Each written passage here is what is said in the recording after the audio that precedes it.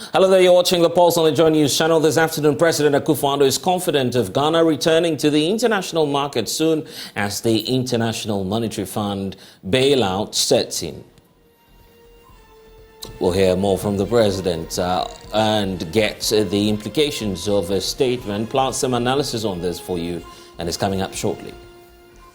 Also, it's the last day for him. Kwesi Nkrumah is retiring from office today as Ghana's Chief Justice of the Supreme Court. The 70-year-old leader on the bench is leaving a backlog of petitions on his desk, including a plethora of calls for legal education reforms.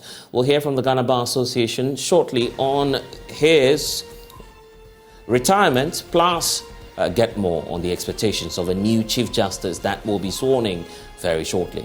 Meanwhile, the cultivation of marijuana remains an offense in Ghana as the Supreme Court is affirming this afternoon its decision, which stated that Parliament acted unconstitutionally when it allowed for the production for medicinal purposes of marijuana without any due process. We'll talk all about that here on The Pulse. Plus, tell you more as the Accra Metropolitan Assembly sanitation officers are on a new drive, only seeking to drive away homeless street dwellers at the Kwame Nkrumah Circle, leaving them with no place to rest.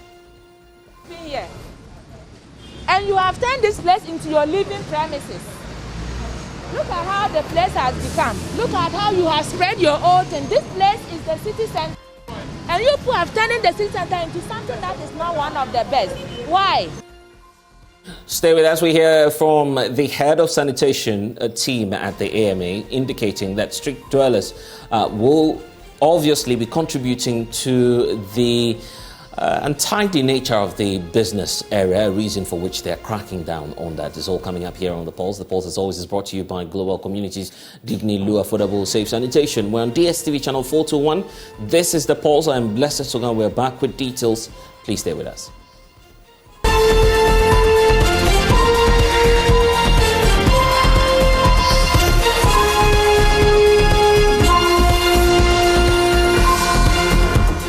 And this afternoon, Kwesi Nkrumah is retiring from office today as Ghana's Chief Justice of the Supreme Court. In the last 5 years, the 70-year-old leader on the bench presided over a number of significant cases, including the landmark 2020 presidential election petition, which upheld President Akufo-Addo as the winner of the poll, which was fiercely contested by the NDC's John Dramani Mahama. Nkrumah is leaving on his desk now a stockpile of petitions and, of course, a lot of them on the need to open up legal education, which has been criticized for turning a blind eye to the situation. Let's get more from our legal correspondent, Joseph Akable, who's been in court all day, also monitoring the last day of the Chief Justice in court. Joe, let's start off with the Chief Justice himself. He's leaving office today at age 70. What was the mood like in court when, of course, many saw him, at least for the last time, adjudicating matters? The focus has been, he has actually spent most of the day at his secretariat, where he's been engaging various individuals and the staff over there who is pretty much well known within the judicial service circles that this is his last day in office, and so he's pretty much been there are the usual goodbyes that have been said. I mean, we understand he actually wrapped up the cases he was supposed to sit on yesterday, and so today actually, even though there were some matters which he had earlier on been participating in fact one of those cases was adjourned indefinitely, and so he actually did not come to the courtroom at all and spent the day at his secretariat. But the mood generally at the premises has been that of reflection for many, and those who are also around looking forward to what life will look after Chief Justice Kwesi Nkrumah. Unfortunately for him, on the day that is his last day, is the day that the Judicial Service Staff Association of Ghana have declared a nationwide strike, raising issues about salary, which they expect government and President Akufo-Addo, for that matter, to approve. Definitely. We'll go into the details of why there's a strike being declared today, but talking about Nkrumah himself, and many will be looking back to that transitional period where he was also taking over from Sophia Akufo as the then Chief Justice. He broke that jinx of a series of females taking over the apex court. What was the difference like at the time? I mean, it was interesting because we had gone from almost 50 plus years where we didn't have a female Chief Justice at all. Then we had Chief Justice Georgina Wood come in around 2007. She served all the way through President. So she was appointed by President Kufuor. There was President Mills. There was President Mahama. Then President Akufo-Addo came in. Then Chief Justice Georgina Wood exited. Then another female came in, Chief Justice Sophia Ekufo. Then when she was exiting, interestingly, the trend, like you said, ended. And so what we couldn't do for almost 50 plus years, we did it twice. Then we shifted to Chief Justice Kwesi Enin-Yeboah. So it was quite an interesting appointment in that many thought that, I mean, maybe yes, we have done a bit of the women empowerment as we had wanted to do, and we had broken the records. But more importantly was the fact that all these individuals who had the benefit of being the head of the judiciary were deserving individuals, competent in their own rights as judges who had worked and risen through the ranks to get to this particular level. So it was that of excitement, and it was also what many would call a transitional phase of sorts, because if you recall, Chief Justice Georgina Wood's era, there was the latter part that was witnessed this whole announced judicial expose. And so she had also started a series of reforms to try and cleanse the image of the judiciary. Then Chief Justice Sophia Ekufo came for a very brief period, and her period mainly centered on controversies surrounding legal education, huge agitations all over the place. And so, I mean, many were looking forward to what will Chief Justice Kwesi Enin-Yeboah do? Will there be significant changes to how legal education is run? I mean, but what we can report is that at least since he took over till now, there has not been that remarkable, significant change in how legal education is managed in the manner that many had been calling for many years now. What we did see is that there were increase in enrollment. I mean, the numbers went up. And so that is how come there wasn't much agitation as we saw during the era of Chief Justice Sophia Ekufo, to the extent that students poured out onto the streets. But there are still teething issues. There was the Law Village thing that government cut short for, which was supposed to be completed in record time. A promise which was made to complete that within record time. That was never fulfilled.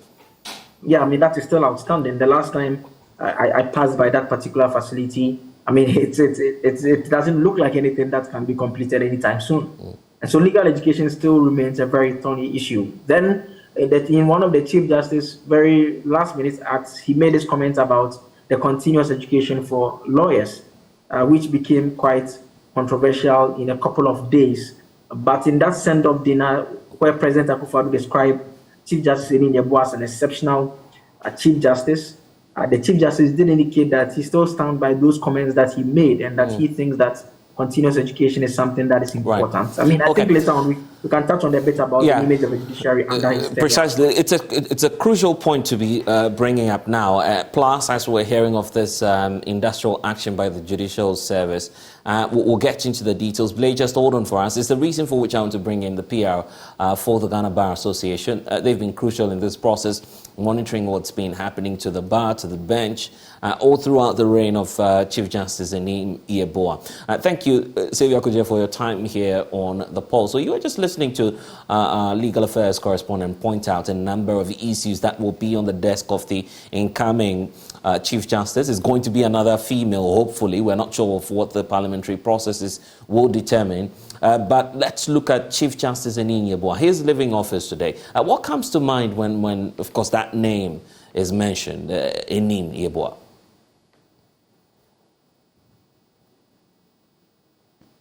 Hello, Mr. Kudje, if you can hear me, kindly unmute so we can hear the point you're making. We can hear you now. As any is one of the people that any lawyer worth his salt would describe as an embodiment of civil procedure when it comes to legal practice. And during his tenure as Chief Justice, we've seen a lot of infrastructural development by way of courtrooms. A number of courtrooms have been built. As we speak today, we have a permanent Court of Appeal at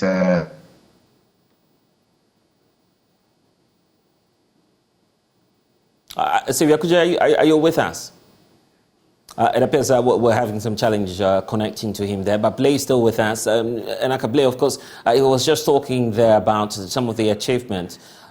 Just before we come back to you, Blaise, let me hear one more time from Sylvia Kudjo. If you can hear me, sir, you were pointing out some of the achievements that Justice Enin Yeboah brought to bear during his reign as the Chief Justice. Can you hear me now? I didn't hear that. If you can take it again. Yes, I was saying we lost you briefly, so if you could just start off with a point for us. I was saying that when it comes to legal practice, he's an astute legal practitioner and also a judge. In the realm of civil procedure, only a few people can compare with him. He is one of the revered persons when it comes to knowledge of the law, especially application of civil procedure. And I also said that when it comes to courtroom infrastructure under his regime, so far is about the best Chief Justice that has witnessed, under whose reign we have seen a lot of development of courtrooms, to the extent that we even have a permanent Court of Appeal sitting in Kumasi and serving the northern sector of the country.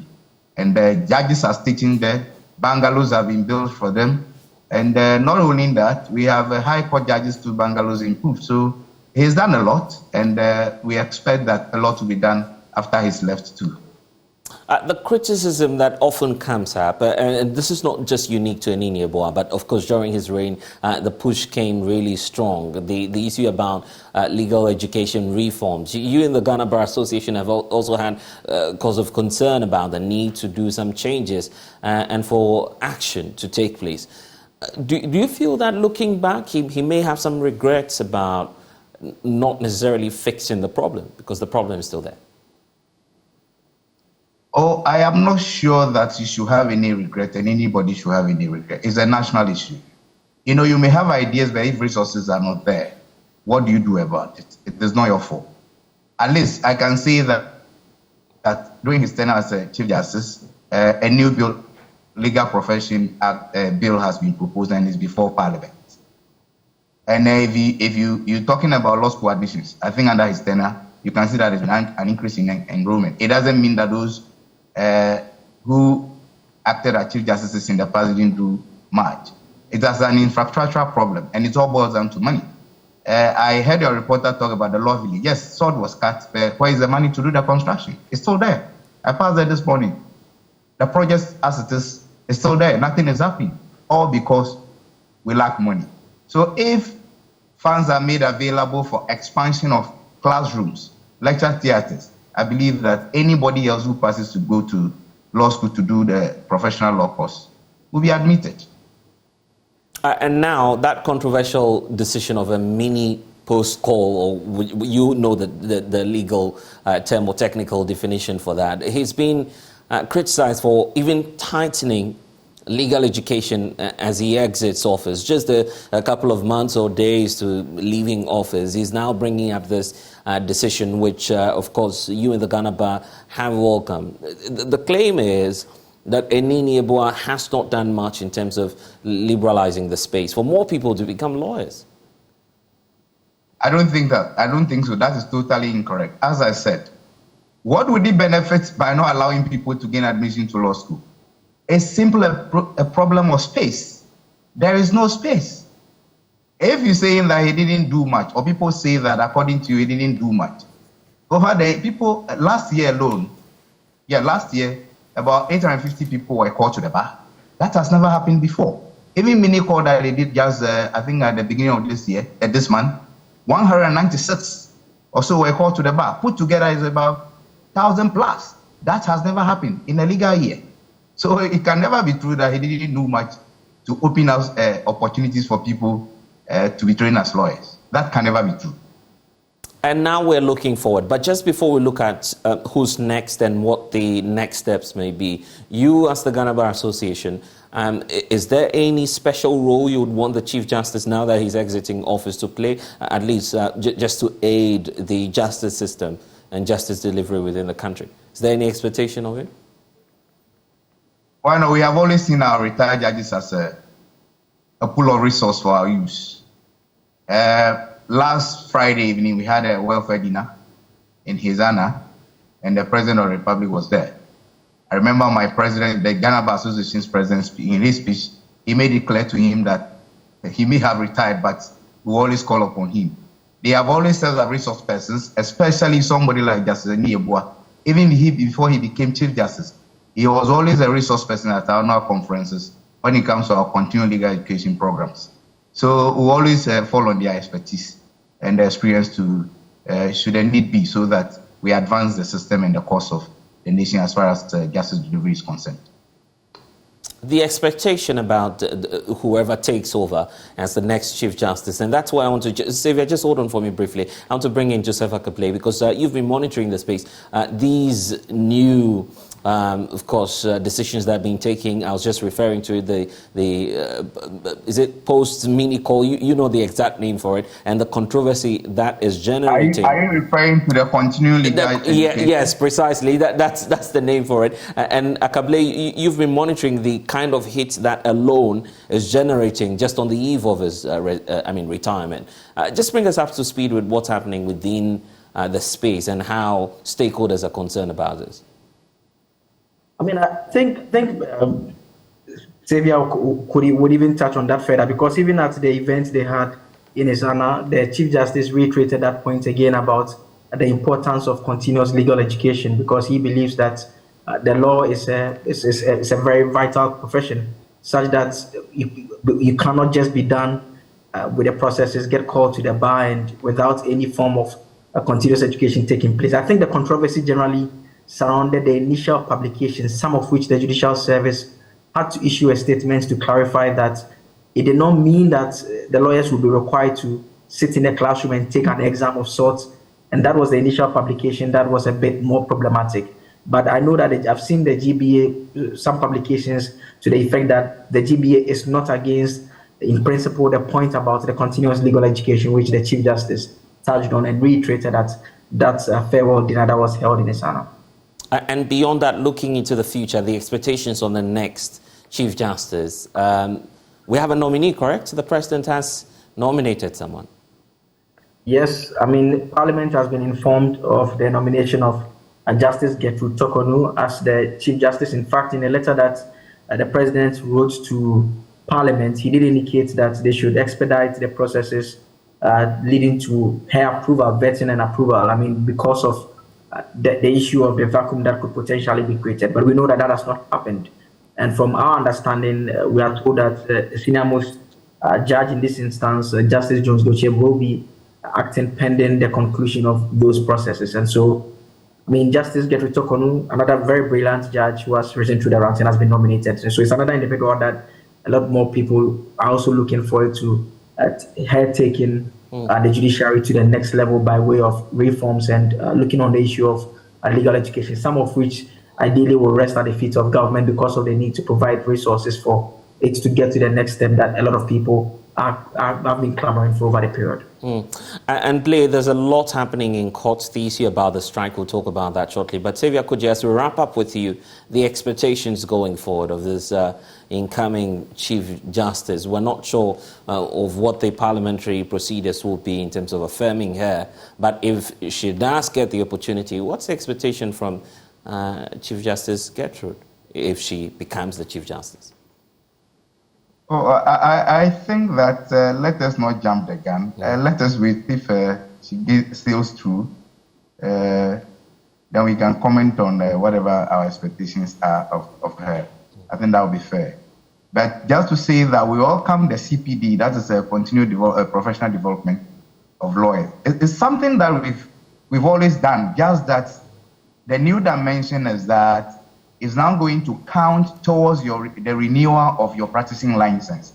And the Chief Justice didn't say this in a vacuum. There's actually an LI 2423, that makes it makes it compulsory going forward that a lawyer should accumulate a minimum of 12 credit hours of CPD, that is continual development, continual professional development training, to be able to have his license renewed. So it's something we've been doing all these years. Even today, 12:30 or so, Greater Accra did one. So there's nothing new about it. Just at this time, we want to make it compulsory because the law is a living profession. You can't say that what you learn today is the same tomorrow, or what you learned yesterday will be the same today. No. So as the times go on and things change, we need to update and upgrade ourselves as lawyers. So we welcome it wholeheartedly. But nobody is going to write any exams. Nobody will write any exams. So is it the case that you're checking standards or you're checking the new trends within the profession? Standards and new trends, because, blessed, times are changing. All that I learned some 18 years ago, many of them have changed. Even I speak today, there are bills in Parliament making amendments and even, repealing existing laws. If you don't educate yourself further, how do you get to know that those things have happened? Or there's been a decision on an application of a section of a law, a portion of a law by the Supreme Court or any of the superior courts. How then do you get to know that this is the way you have to go? It is just in-service training, and I think that in every profession is necessary. If no profession wants it at all, for the legal profession we want, because we know that we play an important role in society.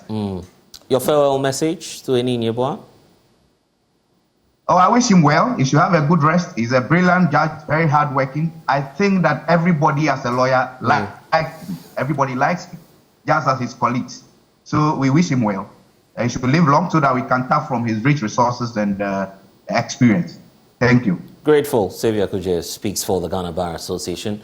Let's move on to what's happening today. And just as the Chief Justice is preparing to pack his bag out of office, the Judicial Service Staff Association are equally following him, but doing so on grounds that they are not happy about a number of developments and when it comes to their conditions. So let's get more from Joseph Akable, who's still with us. Joe, the immediate concerns of the group. Let's start with the first one. I mean, so the main issue has been the fact that they have been engaging governments. They have raised issues about the need for their salaries to be adjusted. They say that per the law, the president is supposed to approve of that upon the recommendations coming in from the Judicial Council. And their point is that has been done, the approval has not been done, and it has not taken effect. They make reference to their colleagues in other, the public service in terms of other departments. And you recall that the conditions of living allowance cool at 30%. When governments withdrew it, the JUSAC members make the point that it adjusted the salary of some of the other public sector workers. And for them, what was recommended and approved by the Judicial Council has not been approved, and so that has not taken effect. You recall that they actually threatened 2 weeks ago to embark on an industrial action. The National Labour Commission wrote to them. They were supposed to have a meeting with the National Labour Commission and government. We understand that just a single government representative showed up at the very tail end of that particular meeting. They were asked to engage and come back on 24th May, even though we understand later on at the NLC withdrew that particular directive, but they nonetheless held on and waited till today and coming to the conclusion that once nothing has been done, and today being 24th May, they have decided to declare the strike. I mean, there are some serious allegations of bias that they level against the National Labour Commission, specifically its executive director. I think those are matters that Justice Yakubu Abdullahi, the General Secretary of JUSAG, he will be touching on further. Okay, let's get to it then. Abdullahi Yakubu is General Secretary of the JUSAG. Fortunately, he's joining us. He's on with us, so Blake, just stay on. And Abdullahi, many are wondering why you choose, of all days, today to strike, particularly when you're bidding farewell to the leader of the Apex Court and, by extension, the judiciary. You don't believe in Justice Eni Yeboah? Is that what the signal you're sending across? Abdullahi? Kindly unmute Abdullahi so we can get the point you're making. Let's deal with that quickly, and let's see if this time around we can hear you. Abdullahi, with us?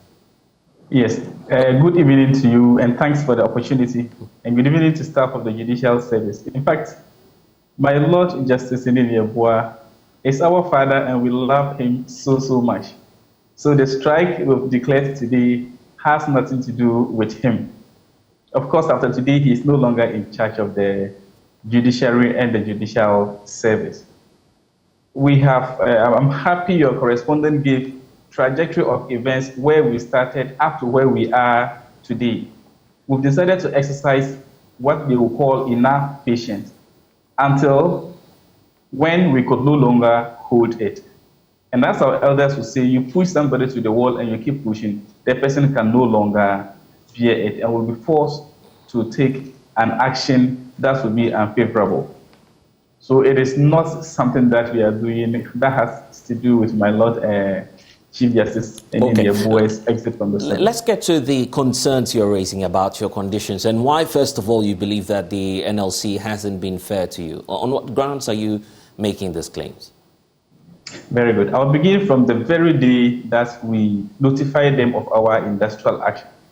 They first wrote to us, advising us not to embark on industrial action, without providing a clear roadmap to us to how they intend to resolve the issue. And we disagreed with them in my letter to the Executive Secretary to the Commission. Then they served us the summons to appear. The summons was served on us, the management of the Judicial Service, the Office of the Chief of Staff, the Minister of Finance, and the Minister of Labor for us to appear last week on 10th, 2 weeks ago, on 10th of May 2023. We appeared with management, but the side of government, Office of President, Minister of Labor and Finance, none of them appeared on that day. And as proceedings were ongoing, you could see the chairperson of the Labor Commission holding brief for the government side, even when they were not there.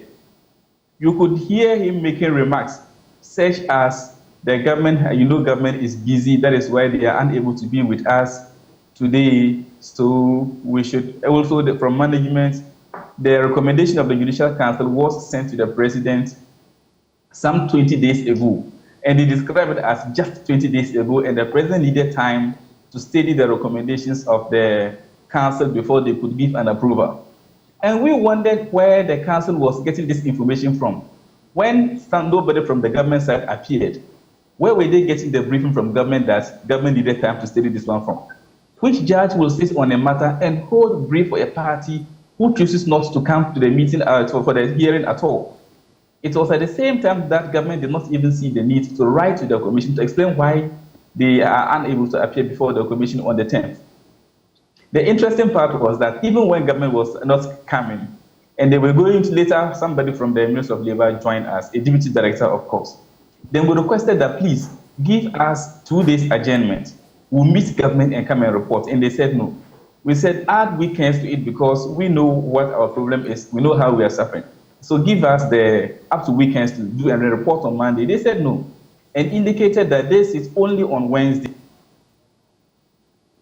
I see.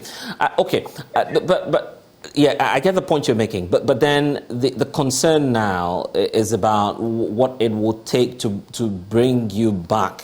I mean, to work. On what grounds will you return? Judicial Service staff will return. Abdullah, it appears we've lost you there briefly. You're making the point that you return when? Will return to work if and only if the President of the Republic of Ghana approves and pay us the new or reviewed salaries with all the arrears from January up to the month of approval. That is the only thing that will let us call off this strike and then come back to work. Until that is done, our members are staying away. Are you mindful of the implications on, i.e., justice delivery and what may happen to our courts? In fact, it is of serious concern to us.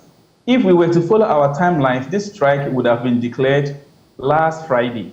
But because we are mindful of the implications of our strike on delivery of justice, the national security, and the nation's general interest, we decided to hold on for that long time. Even when our members were pushing us to go on strike, we still decided that we would exercise that patience just in the nation's interest. The Labour Commission gave 14 days. Within that 14 days, nobody from government engaged us to resolve the matter within 14 days. And if government side decided not to care about our welfare and went by the way that they have gone about things, when we are now taking decisions like this, then government side should be blamed. if citizens of Ghana go through difficulties because they are unable to access justice in Ghana, but not USAC. So, in effect? In effect, we are staying at home. We aren't coming back until our demands are met. I wish I could solve your problem, so you don't. But anyway, we'll wait to see what then happens after deliberations. Are you open to any form of negotiations? For instance, if you're called by the Labour Commission to enter into some further discussions with the employer? I'll be very frank with you. If the Labour Commission, per their posture, we are not comfortable being with them. They aren't even supposed to come. The issue is about Article 149 of the Constitution. And the President knows that, the AG knows that, the ministries knows that. So if they want this problem to be solved, it's not about the Labour Commission. They don't give us the approval. The one who gives us the approval should come and tell us that this is the recommendation that has been sent by the Judicial Council to them. And they are going to approve it on this day or this time. Then we'll call off the strike and then come to work. And then we'll get the money paid to us. As simple as that. As for the Labour Commission, I'm not sure they should invite us because they know what the solution is. They can't leave the solution and keep chasing something different, pretending as if they're solving the problem. I see. Grateful for your time. But is there any message for the Chief Justice as he retires today? Wow. In fact, he's somebody that the staff of the Judicial Service are going to miss so much. You could read from the faces of staff that they were so sad when his tenure of office was coming to an end, because he is somebody who has held every staff of the service together. USAC decided to give him an honor as the most labor-friendly Chief Justice in the history of the judiciary. And as far as our work is concerned, he is somebody who will not intimidate staff whenever you embark on actions to demand what is due you. He understands that you need to sit together, talk, and then he pushes for issues for staff of the service. So we are going to miss him so dearly, so dearly. It is our prayer that the good Lord will follow him and then bless him wherever he is going to be. The good Lord will grant him good health. And we'll continue to be in touch with him, even though he is no longer with the service. But not a fair way of saying goodbye, though. Abdul Yakubu, thank you for joining us. He's the Secretary of JUSEC.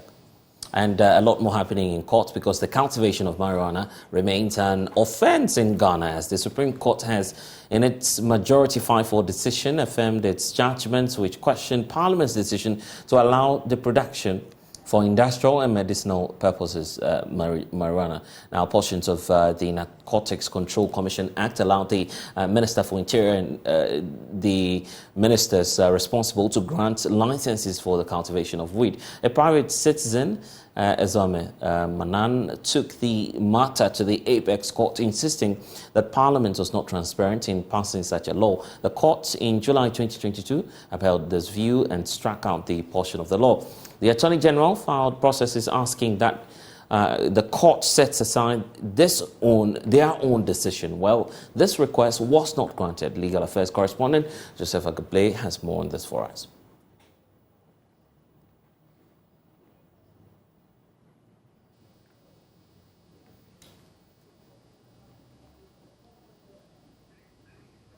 Joseph Akable is still with us. Unfortunately, we're able to get you a wrap of what transpired in court. But Blay, if you can hear me, the decisions leading to, obviously, there's a landmark ruling, we need to call it, because the decision was made by Parliament. The AG is seeking to set aside the court's own decision. Why is the court not departing from the earlier ruling? I mean, the point that the justices made was that a review jurisdiction is a very limited window, in that it's not an opportunity for parties to relitigate a matter. I mean, in simple terms, what the case of Ezome Manan was the fact that under Article 106 A and B of Ghana's Constitution, if a bill is to be sent to Parliament to pass a law, it's supposed to have a memoranda that accompanies it. This is simply a document that explains what this law seeks to do. And so he took the matter to court to say that, look, the memoranda that was sent to Parliament concerning the Narcotic Control Commission Act did not make provision or give any indication of any move by government to allow the cultivation of marijuana for medicinal and industrial purposes.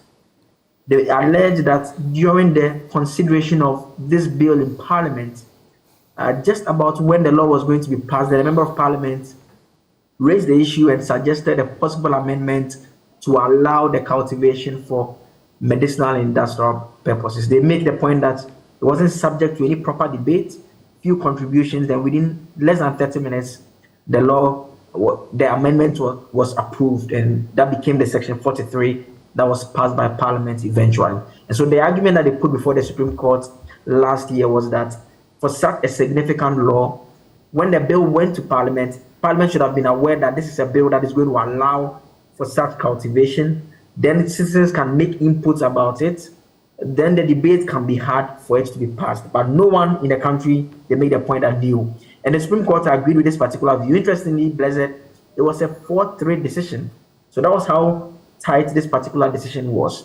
And so the AG took the view that, no, he believes that the court got it wrong, and that he takes the view that it cannot be the case that the Constitution entrusts Parliament with legislative functions. And when Parliament is carrying out its function, anytime it wants to make any amendments to any bill that is before it, it needs to now pause and have a memorandum prepared and brought before it can do so.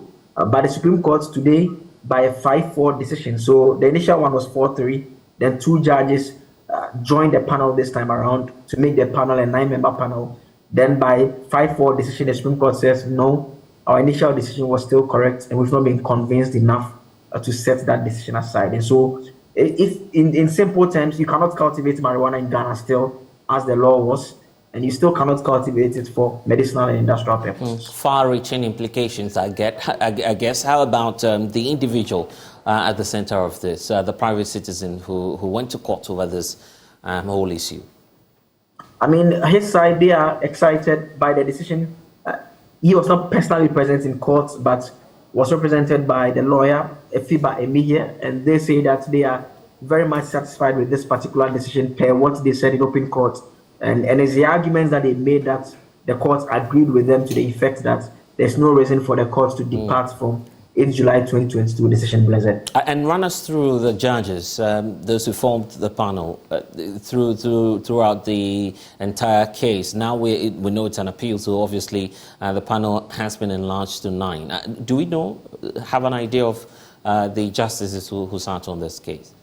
And so the 5 who took the majority view on this review decision were Justices Jose Doche, Professor Kute, Mariam Owusu, Professor Henrietta Mensah-Bonsu, and Emmanuel Yoni Kuledi. And so they are the 5 that took the view that the decision should be allowed to stand. The new judge in this particular one is Justice Mariam Owusu.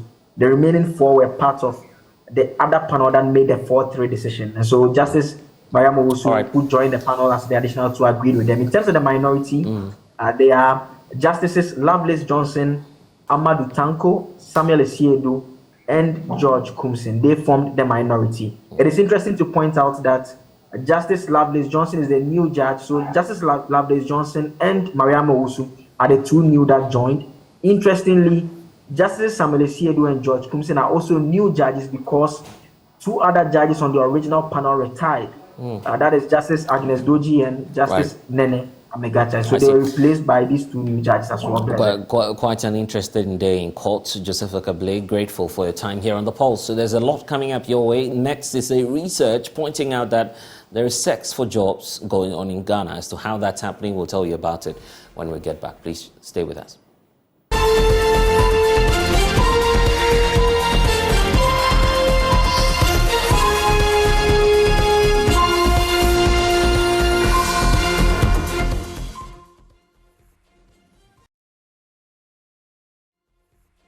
Welcome back. Sex for jobs, sexual abuse in the fishing industry and corporate organizations for remuneration are amongst the litany of complaints listed as part of human rights abuses in businesses within Ghana by the Attorney General's office and the Commission on Human Rights and Administrative Justice, SHRAJ, spearheading and working with other institutions on the development of a national action plan to stem the tide. The concerns about the business-related abuse came up during a stakeholder consultation workshop that will be incorporated in the National Action Plan at Accra in the Western Region. Maxwell Agbopa has more. He's been monitoring developments there.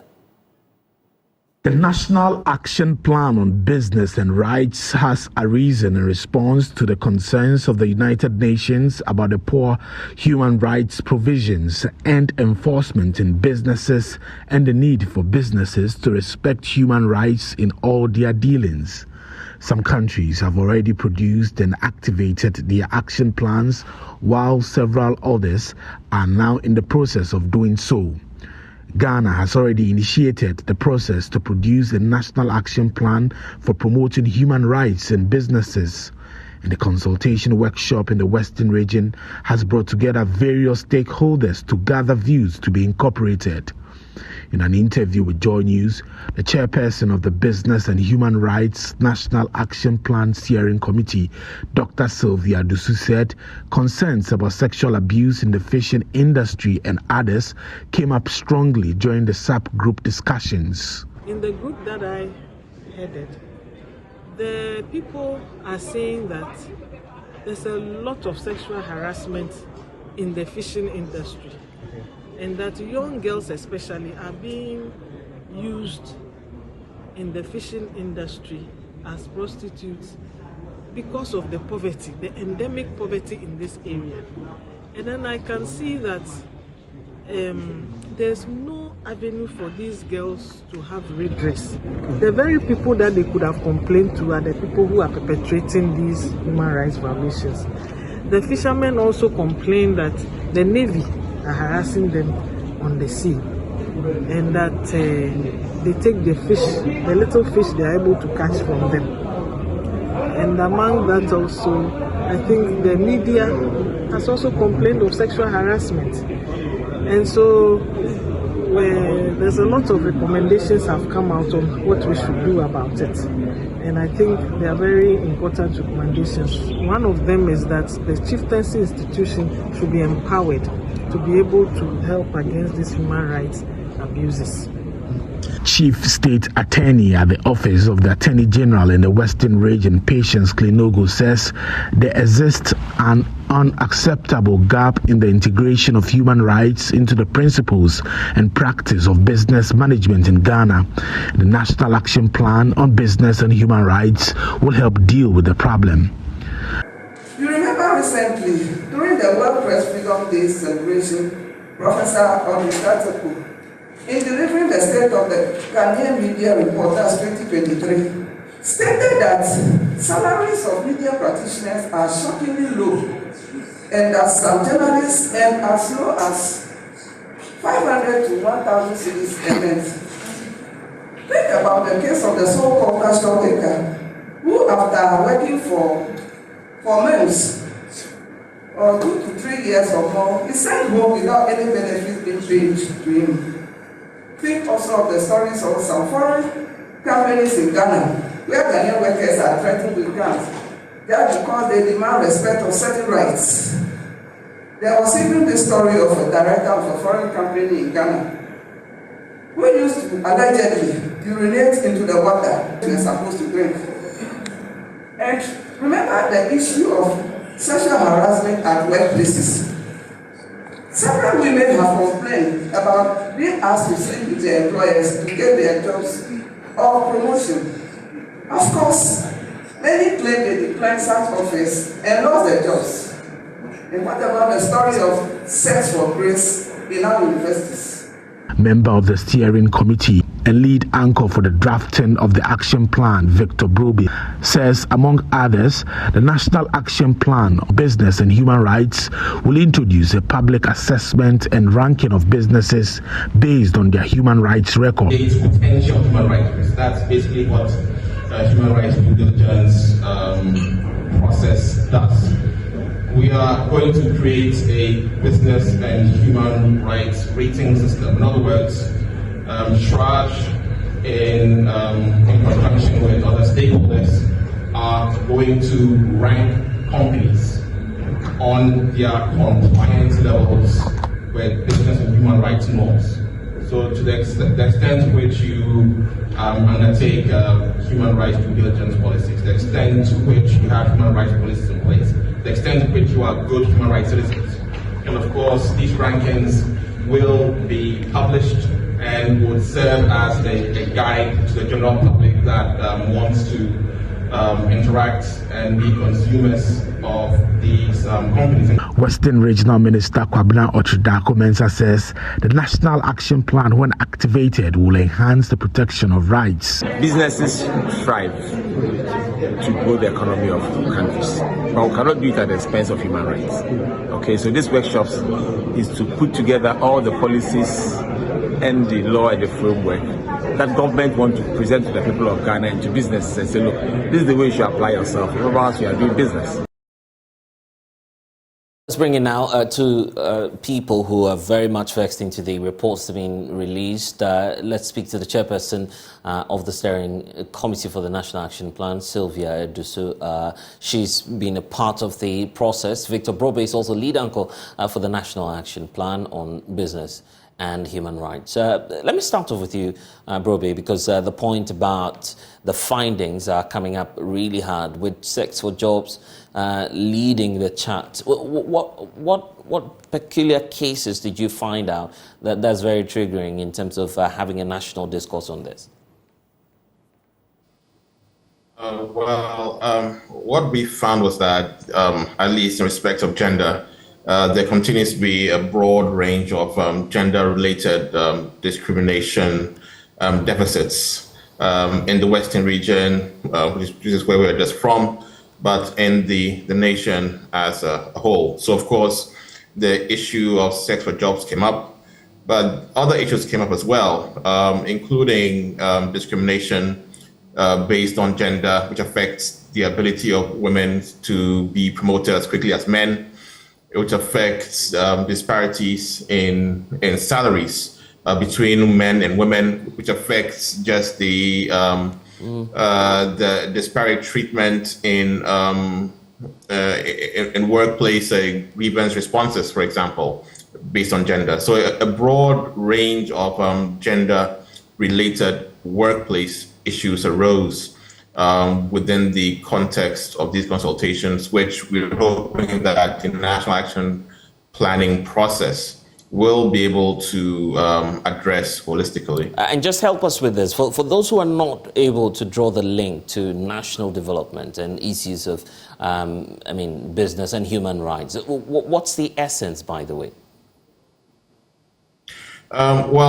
Basically, this process is essentially an initiative began by Kofi Annan in 2011, and it's a reflection of the fact that, whereas in previous years the biggest violator of rights were states, in today's world, companies violate the rights of citizens as much as states do. So what this process seeks to achieve is for states to respond to rights violations being perpetrated by companies within their borders by putting in place a national action plan that responds to the key rights violations that companies are perpetrating within the country. So in our case in Ghana, in addition to, say, gender and sex-based harassment, we find that companies engage in several kinds of labor malpractices, child labor, etc. We find that companies engage in environmental malpractices as well, and a broad range of other things that we're hoping that this National Action Plan will respond to and create mechanisms for ensuring that companies are better behaved going forward. I see. And that's why I want to hear from Sylvia. You are part of the steering committee. What's the next line of action for you, having gathered the concerns and findings from this research? Sylvia, are you with us? We'll try and get back to Sylvia so we're able to know what the next line of action will be. But if there's anything to be aware of, Brobe, in terms of getting some sort of collective action from all stakeholders. And I'm not sure that you're just expecting that government will be the only one to solve the problem, correct? No, this is a multi-stakeholder effort. So it's led by government, but it has strong representatives from all the business federations. So the AGI, the Public Enterprise Foundation, all represented. In addition to this, other regulatory stakeholders that are relevant to improving the business human rights deficits are also part of the steering committee. So the Minerals Commission, the Environmental Protection Agency, the Ministry of Labor, Ministry of Social Employment and Welfare, etc., are all part of this. And also, of course, civil society and academia are represented on the committee as well. In terms of next steps, the plan is for the policy to be adopted by the state and for the creation of permanent structures that will seek to ensuring that going forward, businesses are more responsive to human rights complaints and gaps within the country. I'm sure you've dealt with some lived experiences in the course of trying to unravel what's happening. What do they tell you about the economic dimension to all of this? Some of your colleagues pointing out to how vulnerable some of these young girls are and unable to resist the attempts from whoever may be carrying out such transactional relationships. Yes, it's a challenge. I mean, remember, we are talking about business and human rights violations. And so typically, the people that are the victims of these violations are even reluctant to report the violations because they fear that there will be economic repercussions on them if they report that, for example, their employer is using children, or that their employer is sexually harassing them, or that their employer is degrading their environment. Now, people have to weigh between their economic livelihoods and the rights violations that they are witnessing or experiencing. And typically, people don't make the rational choice of being more concerned about their salaries. But what we need to do as part of this process is public education and awareness, so that people realize that sort of the long-term impact of not reporting these persistent rights violations. And if I could just say one last thing, the framework that we're using, the framework that was designed by Kofi Annan, it's called the UN Guiding Principles on Business and Human Rights. This framework is now a universal framework in a sense that going forward, many countries that we want to be doing business with in the European Union, in Canada, the US, and Asia, they're all going to have, they'll always be guided by this framework. They always expect countries like Ghana to have a national action plan in place, to have responses to potential business and human rights violations. And if they are not in place, they are going to want to they'll be less likely to do business with you, right? Than say, Senegal or Ivory Coast that may have these, that may have to have such a plan in place. Right. But this is very important for the country economically going forward. Now, if we want to be taken seriously as a major trade actor, as a major business actor, as a place that people can come and do business in, we need to have these human rights responsive policies in place. This is why I want to hear from Sylvia as well, the action plan and what timelines you're giving yourself for some level of adoption to take place at the governmental level or at the national level, if we can call it that way. Hello, Sylvia. Sylvia, if you can hear me, kindly unmute. Yes, right. Hello. Now we can hear you loud and clear. Go ahead, Sylvia. Did you ask about the timeline? Yes, the timelines. Yes, precisely. Yes, we expect to finish the National Action Plan in July. By the end of July, we should be done with it. We are almost done. The draft is ready, and these stakeholder consultations will feed into the draft. And so we are expecting that by end of July, we should be done with it. On top of your head, any form of recommendations that you're looking at that was resounding, having engaged all the stakeholders?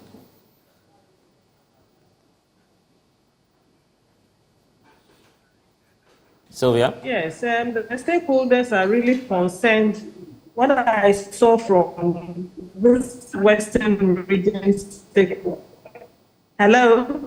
Sylvia, go ahead. Can you hear us? Yes, I can hear you. Yes, just go ahead with the point. Yes. Okay. looks like we're having some challenges there. Brobe, if you have any idea of that, you want to take that finally for us, the timelines, and what sort of recommendations we should be looking at going forward. Victor. Okay.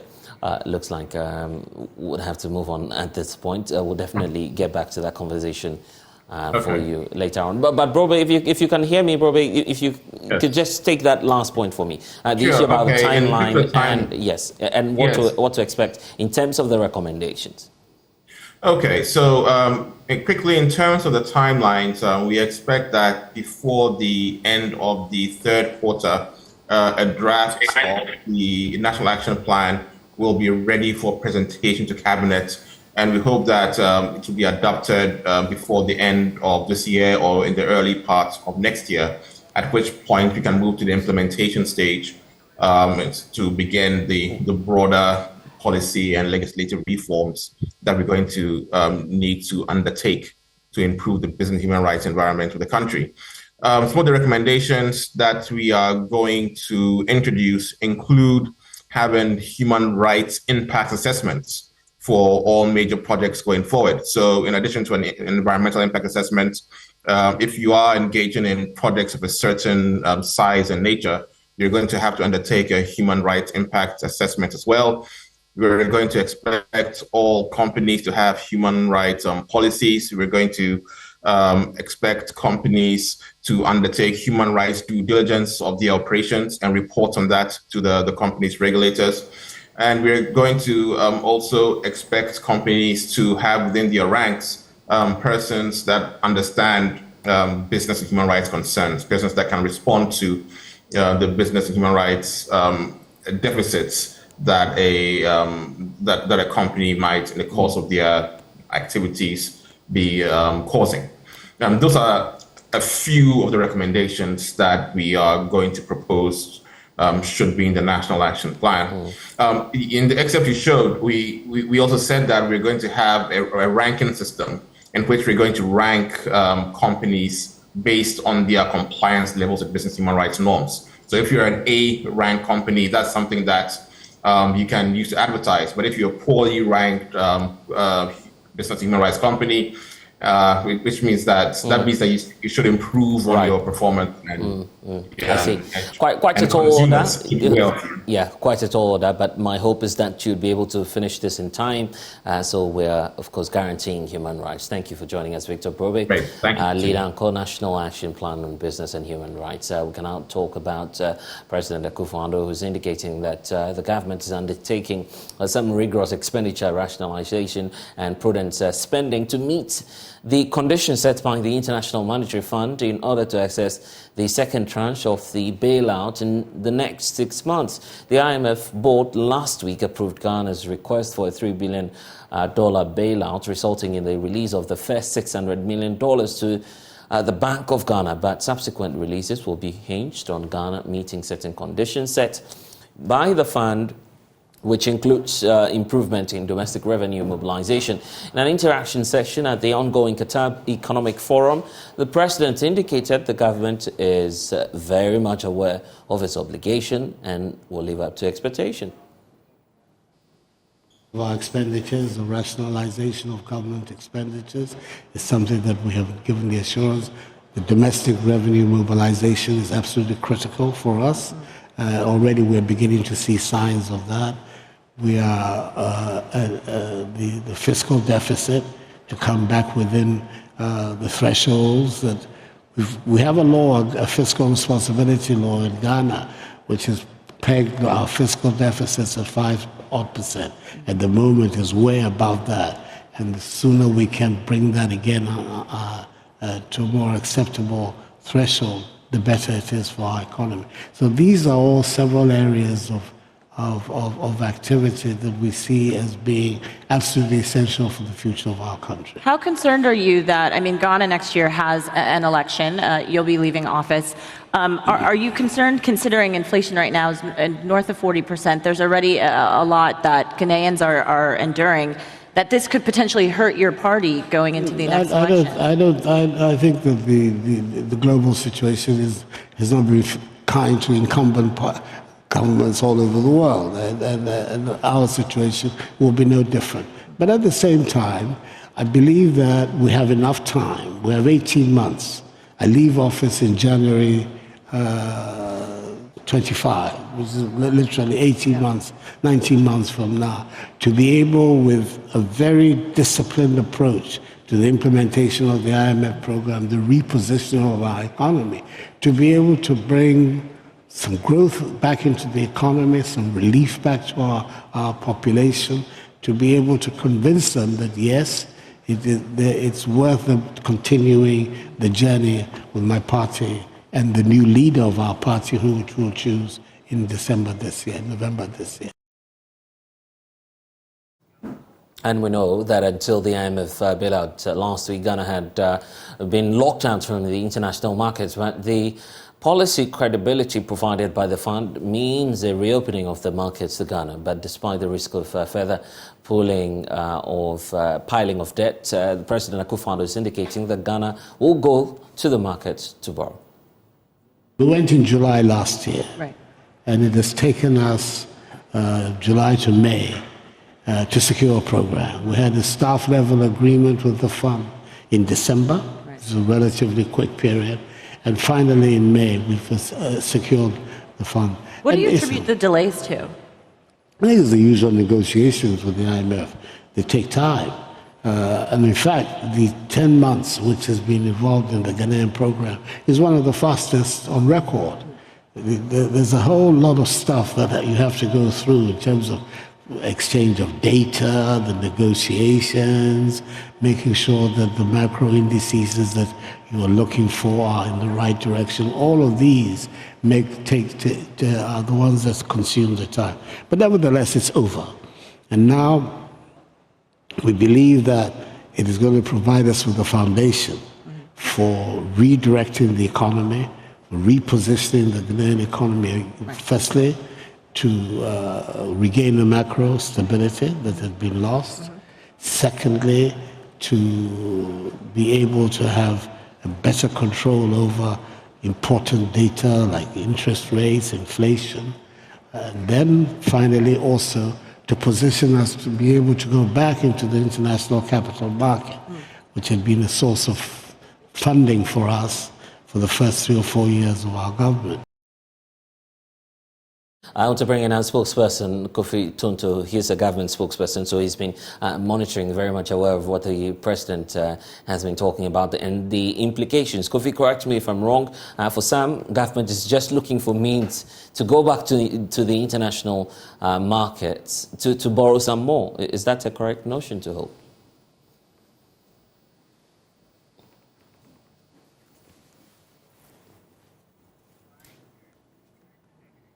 It appears we're having some challenges there. Kofi Tonto is a government spokesperson. Let's try one more time and see if our connection to him will be much better this time around. Kofi, can you hear me? Hello? Yeah, I can hear you now. Okay.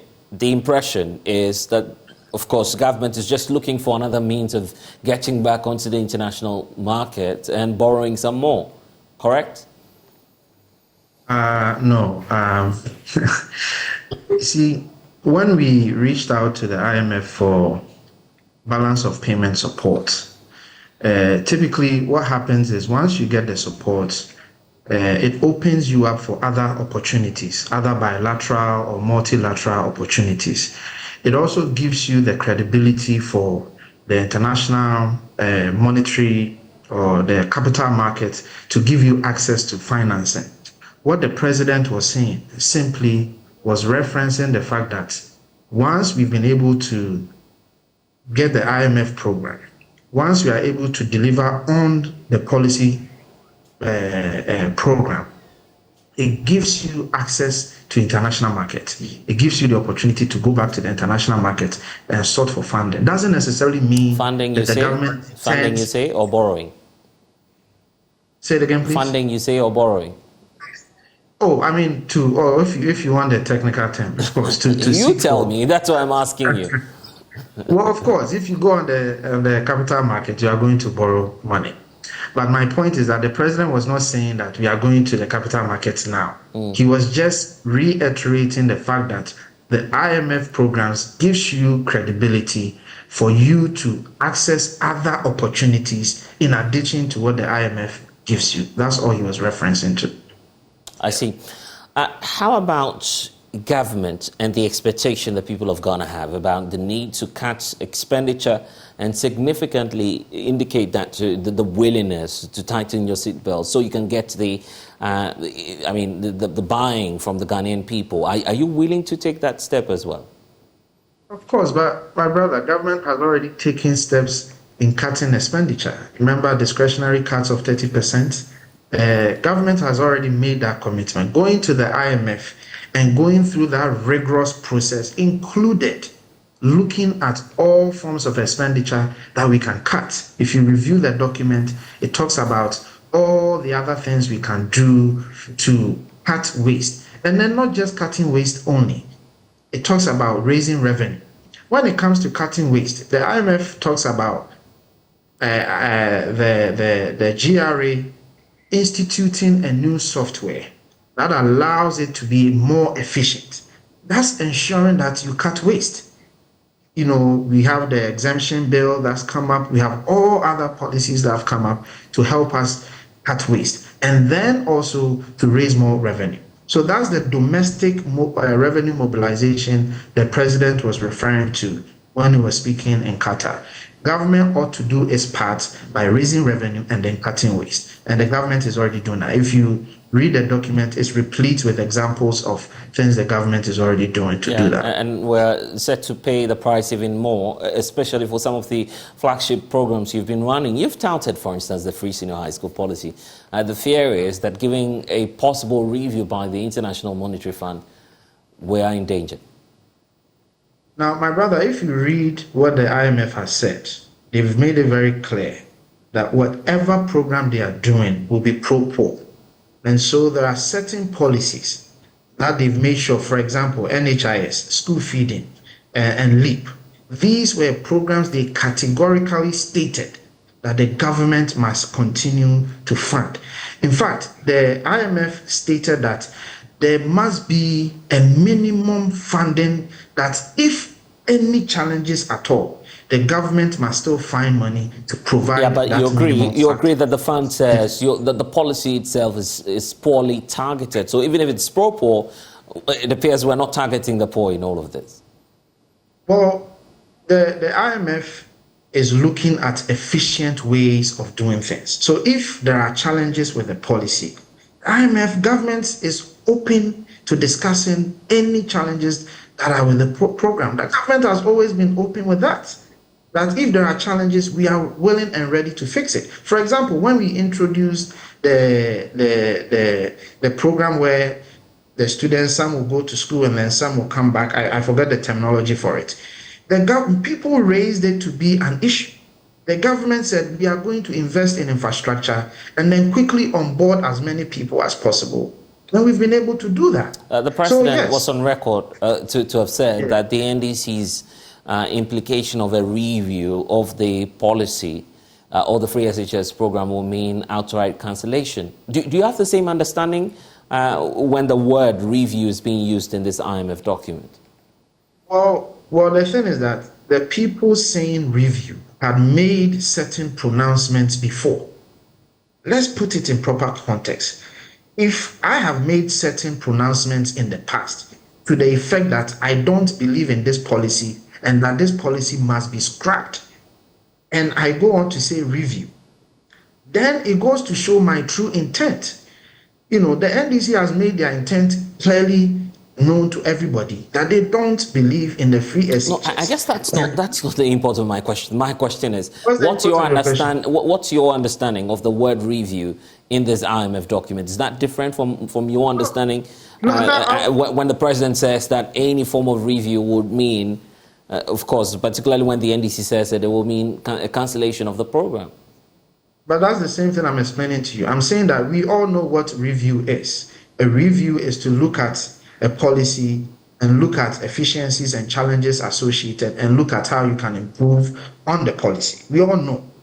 But I'm saying that when the NDC used the word review, you couldn't look at it like you would review for any other person or any other institution saying it, because the NDC had they've made known their intentions in the past that they don't want the free SHS and they want to scrap it. So we couldn't take the NDC for their words. Of course, the IMF is different. If the IMF wants to talk about review, we are more than happy to discuss potential reviews. The government has never been against reviews. We are just against the NDC's posture that we should scrap free SHS. We don't think we should scrap. I guess that free SHS. they've never said scrap. Are you sure? They've never said that anywhere. Remind you? No, NDC has actually said that. Prior to the 2016 elections, the NDC ran over 32 commercials to say that the free SHS is a bad policy. When did you start running the free SHS policy, sir?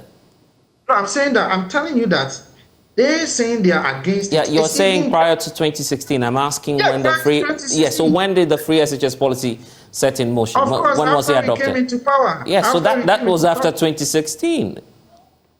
No, but I'm just establishing the mens rea of the NDC. Yeah, so why scrap something that does not exist? The NDC was in power basically in 2016. What doesn't exist?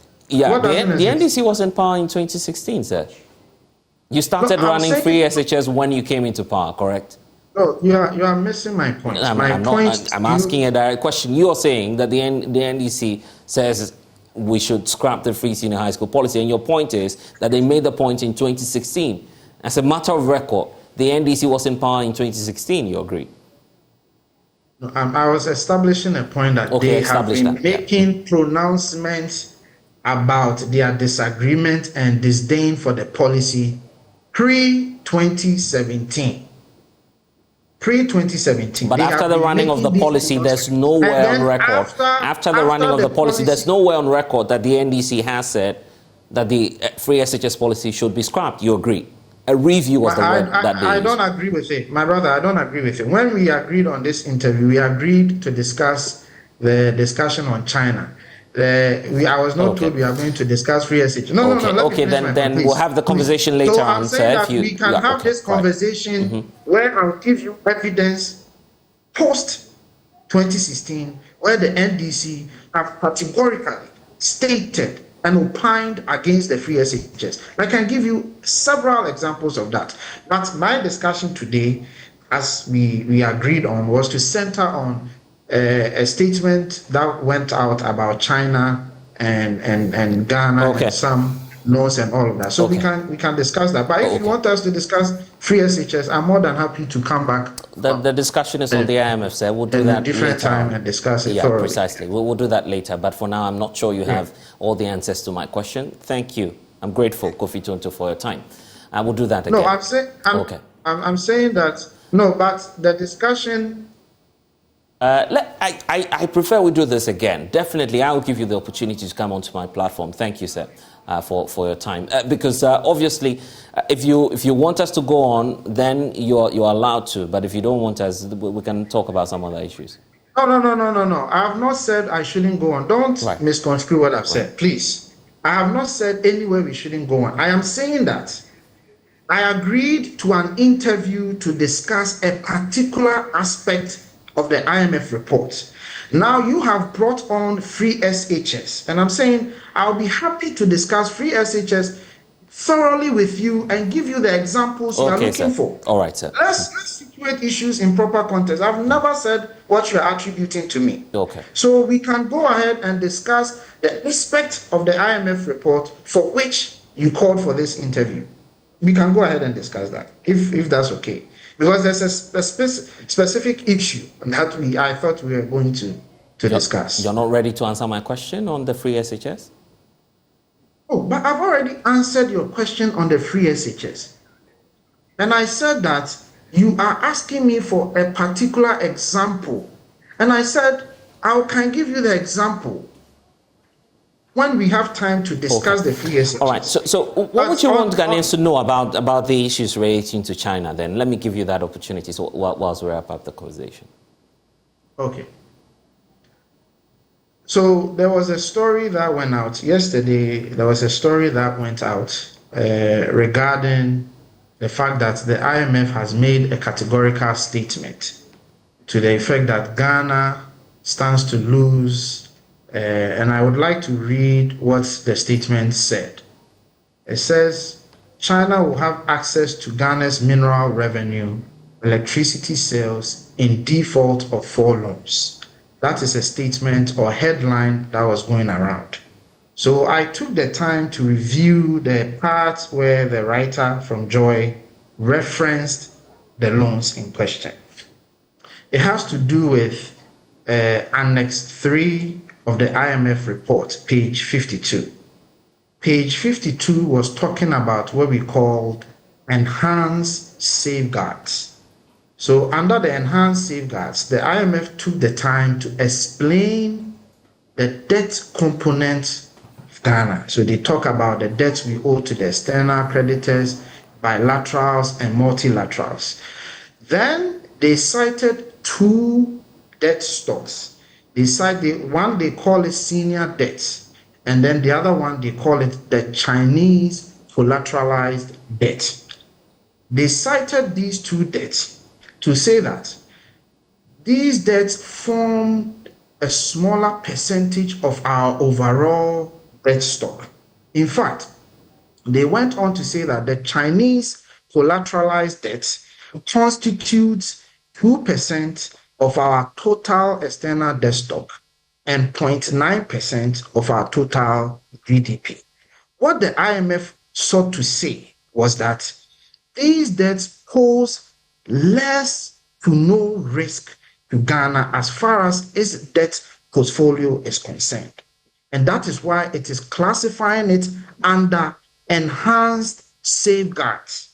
Because before Annex 3, there was Annex 2, where the IMF talks about risk to the program. And then Annex 3 talks about enhanced safeguards. Now, the story that was put out sought to create the impression as though the IMF said Ghana stands to default, and if they default, their mineral revenue and then their electricity sales will be taken away from them by China. Okay, so government's position rarely is, yes. No, but the point is that the IMF never used the word default. The IMF was rather highlighting these things as safeguards. The IMF was not creating a precarious instance that Ghana is in this dire situation that China stands to take our money away from us if we default. In fact, if you recall and you refer to the framework, before government got the IMF deal, government had to go to China. Do you remember that? Joy reported on this. Government had to go to China and agree with China on a new restructuring program. So government cannot be in a precarious position as painted by the story that we stand to default. Okay. That is not the case. Okay, grateful. And that's the point I wanted to make on this issue. Grateful for your time. Kofi Tonto, government spokesperson, joining us here on the Pulse. Thank you for your time. Municipal Chief Executive Officer for Ayawaso East, Salma Sani Mohammed, says over 12 kilometers of FINA roads in the municipality have been given out on contract. According to her, the approval was made a week ago, and the contractors are expected to commence work soon. Her comments followed a recent demonstration by residents of Nima over the poor road network and other developmental challenges in the area. But the MCE at a news conference indicated that the challenges will be addressed. Nima is not that big. We are doing about 11 point something, almost 12 kilometers. The inner roads and the Nima highway. Actually, they gave us 30 days, but I called all of them verbally, and I'm going to organize a meeting with all of them, because as I mentioned, the time they handed over the petition, that the Ministry of Roads and Highway, they've given approval, and then it reached at that time the procurement level. Yesterday, it was awarded to a contractor. The contractor promised he will come very soon after the rainy season, because as we are all aware, they cannot construct a road during rainy season. So it will be fixed very soon, God willing. what I want to do actually before I step down in 2024, we have challenges. We face a lot of challenges. This work we've done so far, it has taken a lot from us. Engaging our people, pleading with them so they can allow us to do this project. What we want to do actually, after all this hard working, we had approval for Agenda 111, that is District Hospital.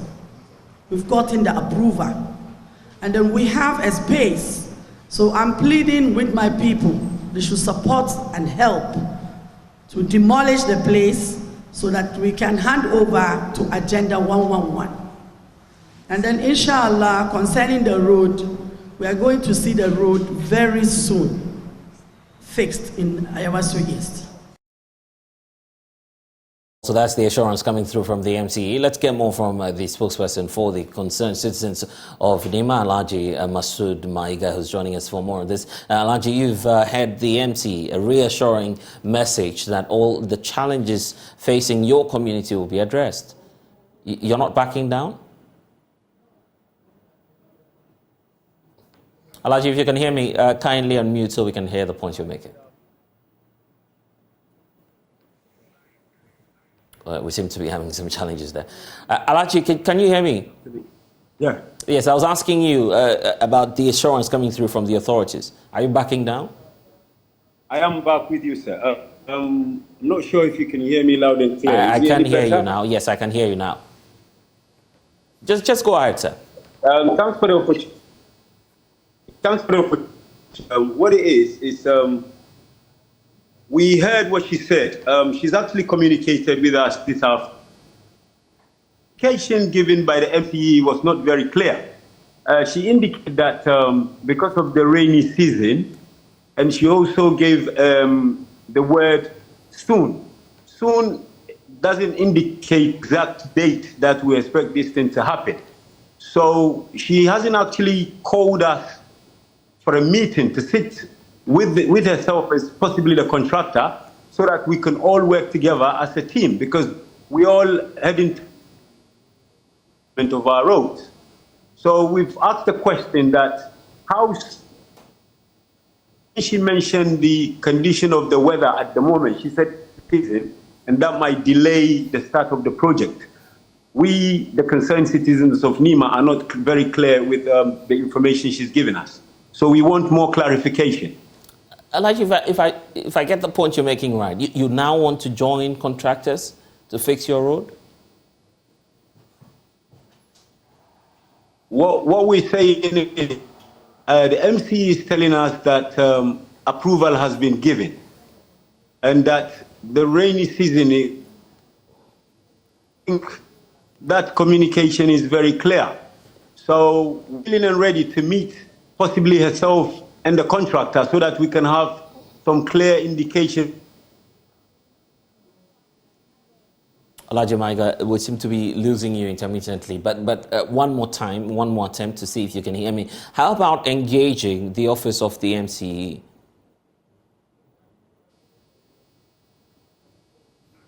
Okay. Alhaji Maiga, if you can hear me, how about engaging the office of the MCE? She hasn't officially. That is exactly what we're asking for. I mean, first of all, we were expecting an official letter from the MCE's office. She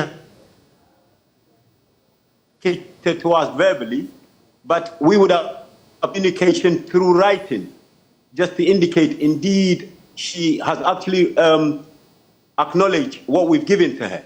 And also the contract, making an arrangement with herself to see the contractor so we can see exactly what's going on. A hearsay or just a word of mouth, I don't think is good enough. Okay, Alhaji Maiga, let's leave this here for now. I'm sure that we'll get back to the conversation when we have a proper connection to you. Residents of Nima there, he's been speaking on behalf of them on the issue of the bad condition of their road. So we'll get back to that story later on for you. The sanitation team of the Accra Metropolitan Assembly stormed the Kwame Nkrumah Circle this morning, driving away homeless street dwellers. The homeless individuals have been using some compartments under the overhead bridges as their place of abode. Prince Owusu has joined the team and now reports. This morning we are at Kwame Nkrumah Interchange, popularly known as Accra, Dubai, as part of Clean Ghana campaign. We are here just to ensure that people who have been sleeping around the interchange will adhere to safety and clean regulations. So we are here to find out from the director in charge of this operation to see what we are doing this morning. All right, so tell us, we are here. What's here that we are about doing? Okay, we are here to do general sanitation. Let me say general cleanliness. As you can see, this the Dubai, part of the Dubai. It is not meant for junkies and people who have no place to live to be living here. Now it has become to a family place. People come to stay here, they bath here, they urinate here, they do everything here, making the place so nasty. You clean, the following morning they are there again with whatever it is. So we are here this morning to entrust them to clean this place, and we let them know that this is not where they are supposed to be. They are supposed to leave this place. Be here. And you have turned this place into your living premises. Look at how the place has become. Look at how you have spread your oat, and this place is the city center. And you people have turned the city center into something that is not one of the best. Why? Do you know what we are coming to do today? Today we are together with all of you. We are coming to clean here. So we have brought brooms. Remove the brooms, bring the brooms. So all of you, everyone should grab the broom. We are going to sweep. If you run away, listen, it's two things. It's either who arrest you or who do the work. If you want, you can run away. If you want, you can run away. Please, take the brooms and then let's sweep and keep the place clean.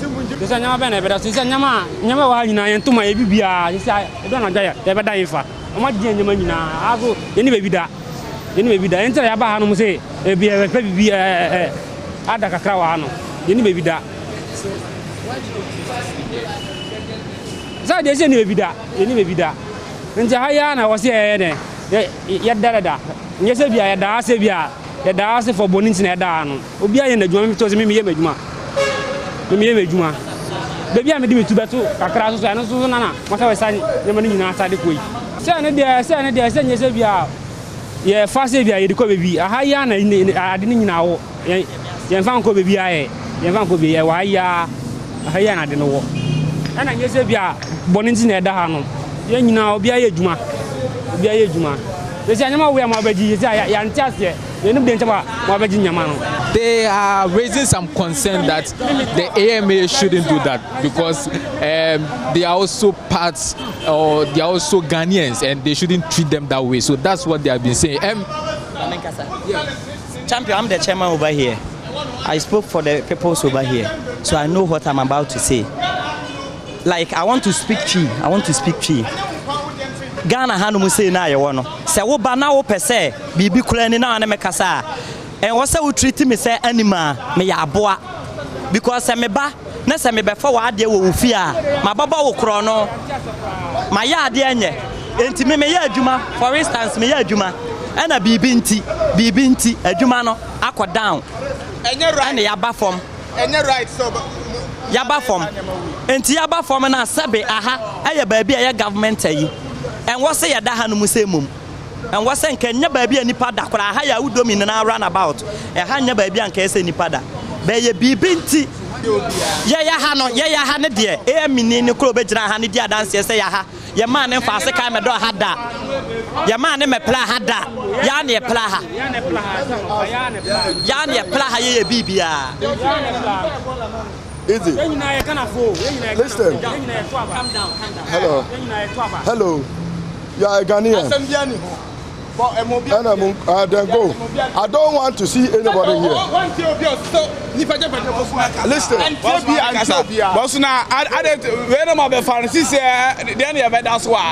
you supposed to sleep here? It's not anybody concerned. Has somebody brought you here? You cannot be here and create filth here. For who to collect? All the field you create here, look at the whole place. They urinate here. You can see testimony.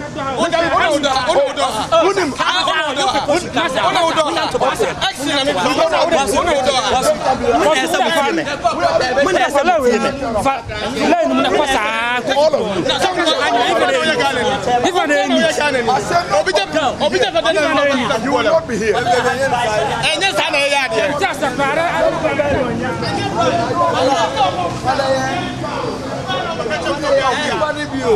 This place is never a place of abort. You will sleep here. Yeah, Nipani Bipa. Listen, I'll put it inside now. For you.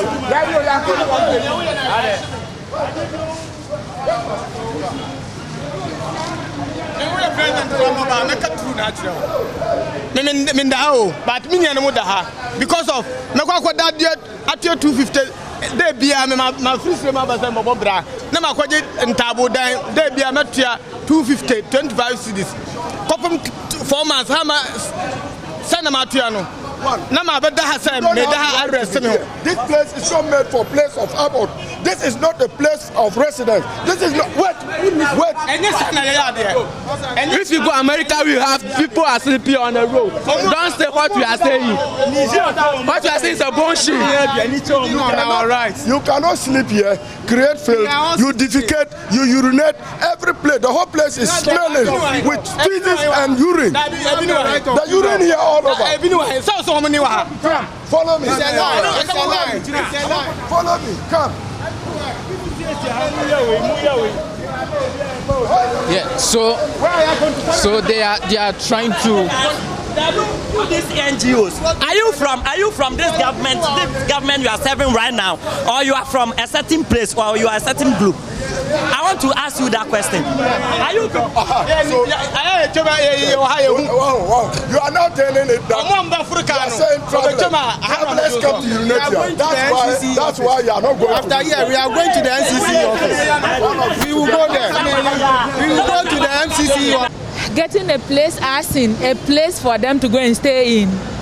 I cannot give that assurance because, you know, if we had good social services.